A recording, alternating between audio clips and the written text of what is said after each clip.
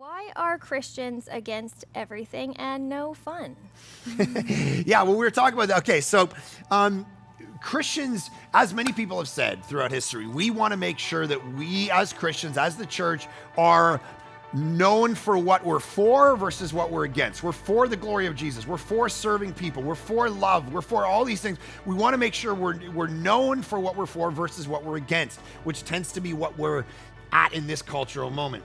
We're constantly complaining and nagging everybody in the culture. You know, it's very interesting that, okay, take the issue of sexual immorality. For instance, the church gets really jacked up about that, right?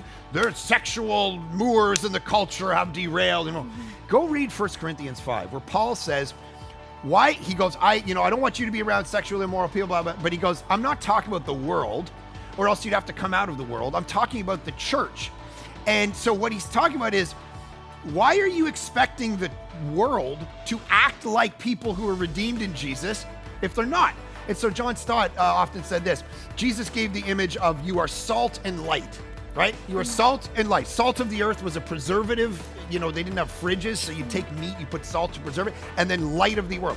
So John Stott, in his commentary on the Sermon on the Mount, asked this question. He says, if you walk in a room and it's pitch black, do you blame the darkness?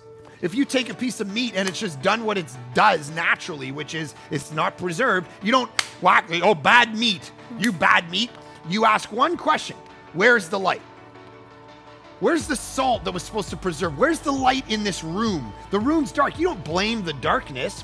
And so the church's job is to be a light, not to condemn people who in their world, they don't know Jesus yet. They don't care about the morality that you care about. They're trying to live their life. They haven't had that redeeming moment yet. So why are you putting a cultural grid on them, or a Christian grid, expecting a culture to act Christian when they're not?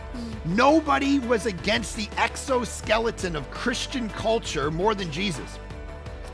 Read Matthew 23, his most scathing sermon. And in fact, the first time I ever preached, Kristen, the youth pastor said I could preach on any passage, and I preached Matthew 23 because I was angry at all these, because I came in smoking my cigarettes, I had the big baggy pants, I had the chain, the wallet, I'm hanging out. Right. I would literally smoke before the service started, not realizing that the big window was the worship team, and I was like, it was the pastor's office, right? I love it. And so all these people were criticizing, oh, we don't like Mark, he doesn't fit. So the pastor's like, hey, would you like to preach? I'm like, yes, I would.